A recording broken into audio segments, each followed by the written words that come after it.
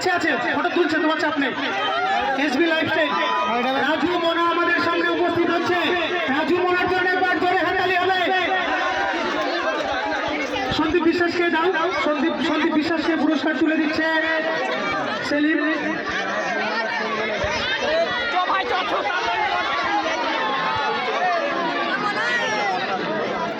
স্টেজটাকে পরিষ্কার করতে হবে। আমি ফরজকে বলবো, ফরজ কিছু করার নেই আমার।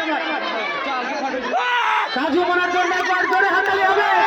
আমরা বলেছিলাম রাজু মোনাকে স্টেজে তুলবো। সেই রাজু ভাই যার অধীর আগ্রহে দর্শকগুলো বসে আছে, সেই মোনা একবার হাই করে দাও সামনে। রাজু মোনা একবার হাই করে দাও। জোরদার হাততালি হবে রাজু মোনার জন্য, একবার জোরদার হাততালি।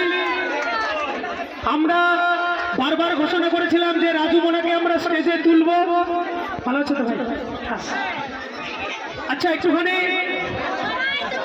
স্টেজটাকে পরিষ্কার করতে হবে। কিচ্ছু করার নেই, আমরা নাচ দেখবো তো রাজু মোনা, তাহলে এত ভিড় হলে কি করে দেখবো বলে?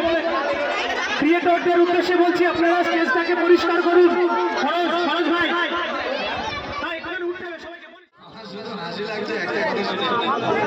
300 টাকা করে চাঁদা বলে, 300 টাকা করে যদি চাঁদা হয়, যদি 100 লোক যায় তাহলে কত টাকা হচ্ছে? একটা বিরিয়ানির প্যাকেট 100 টাকা হচ্ছে, আর এই টফি 30 টাকা, বাকি 40 টাকা আমার কিন্তু খবর। তো এগুলো বন্ধ করতে হবে। প্রতিটা ক্রিয়েটরকে বলছি, আপনাদের ট্যালেন্ট আছে, আপনারা ট্যালেন্ট দেখান। আপনারা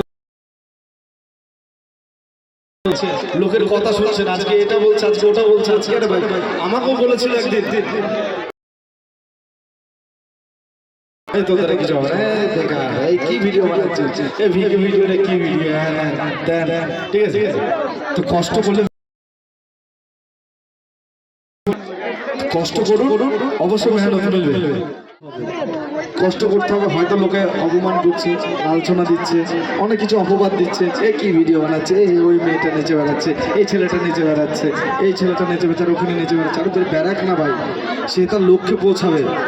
যদি সে কষ্ট করে, সে যদি মানুষের ভালোবাসা পায়, সে অবশ্যই লক্ষ্যে পৌঁছাবে। তো কষ্ট করলে মেহনত মিলবে।